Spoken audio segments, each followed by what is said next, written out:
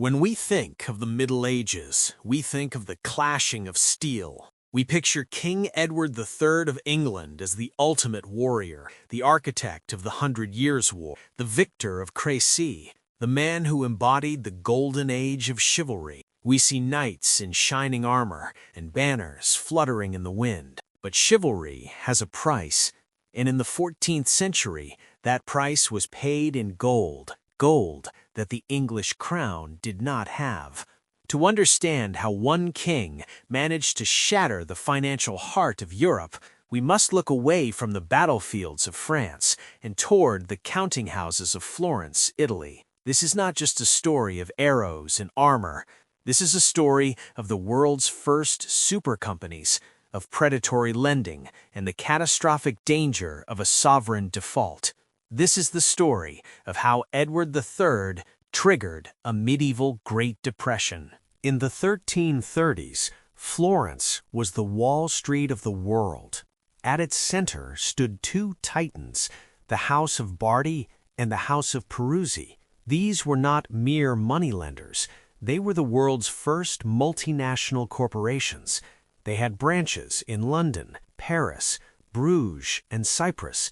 They financed the papacy, the spice trade, and the textile industry. They were so powerful that they were believed to be too big to fail. And their biggest client was the young, ambitious King of England, Edward III. Edward had a grand vision. He believed the French throne was his by right of birth, but claiming it required an army. He needed to hire thousands of longbowmen, pay continental mercenaries, and bribe the princes of the Holy Roman Empire to join his cause.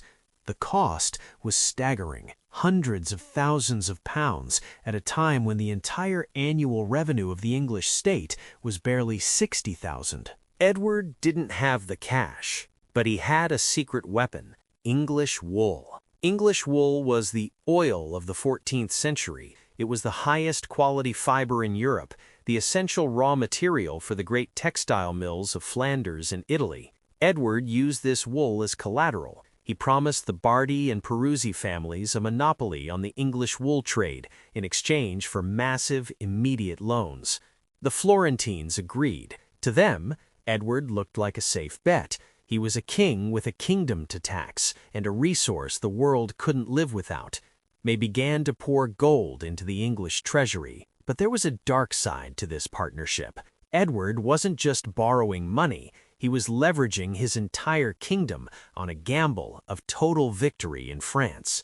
The loans were not small. By 1338, the debt was spiraling out of control. Edward was paying interest rates of up to 20 or 30%, predatory terms that reflected the extreme risk the banks were taking. He was buying his war on credit.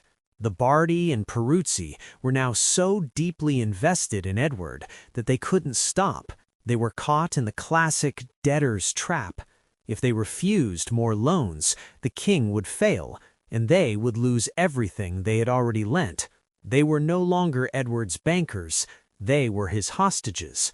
Then the friction started. Edward attempted to seize all the wool in England to pay his debts, but the plan was a logistical nightmare. The war in France dragged on without a decisive victory, and the costs continued to mount.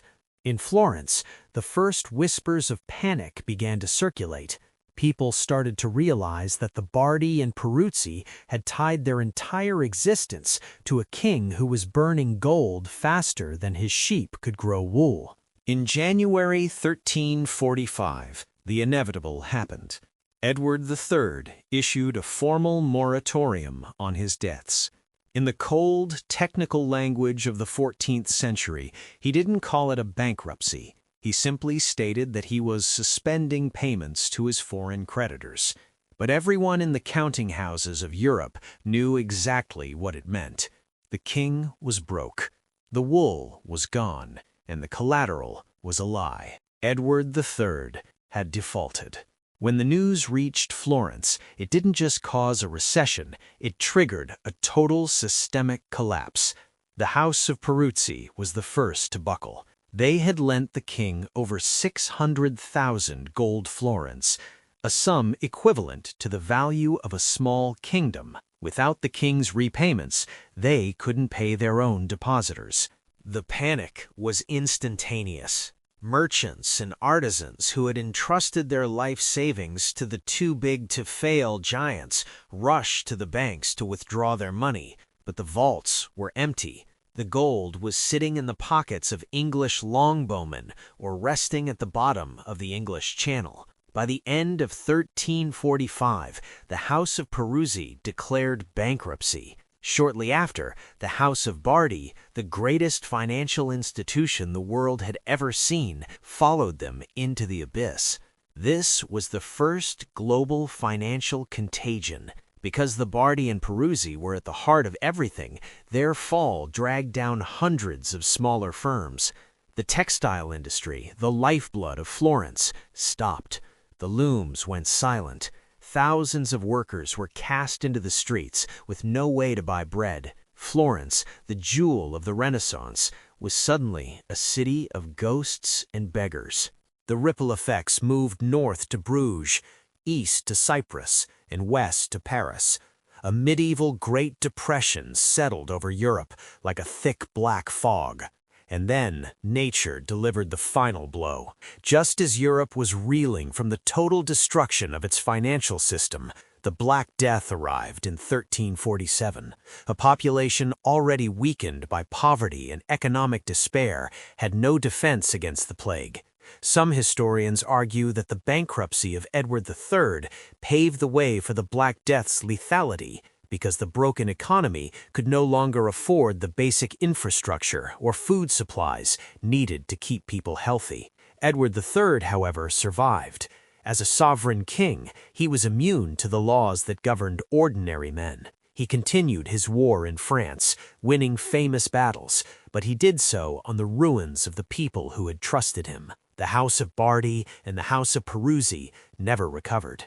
The era of the super companies was over. The story of Edward III is a haunting reminder of the fragility of the financial world. It proves that the trust we place in powerful institutions is often just a thin veneer covering a void of debt. It teaches us that when a government borrows beyond its means, it isn't just risking its own reputation, it is risking the livelihood of every person tied to its currency. It reminds us that too big to fail is a myth, and that the biggest predator in the financial jungle isn't a rival bank, but a desperate government with a war to win. As we look at the modern world, a world built on levels of sovereign debt that would make Edward III tremble, we have to ask ourselves, are we truly different from the Florentines of 1345, or are we just waiting for our own king to tell us that the gold is gone? I'm Gavin, and this is Medieval Echoes. Subscribe to break the cycle, because history doesn't just repeat, it rhymes. If you know the pattern, you own the future.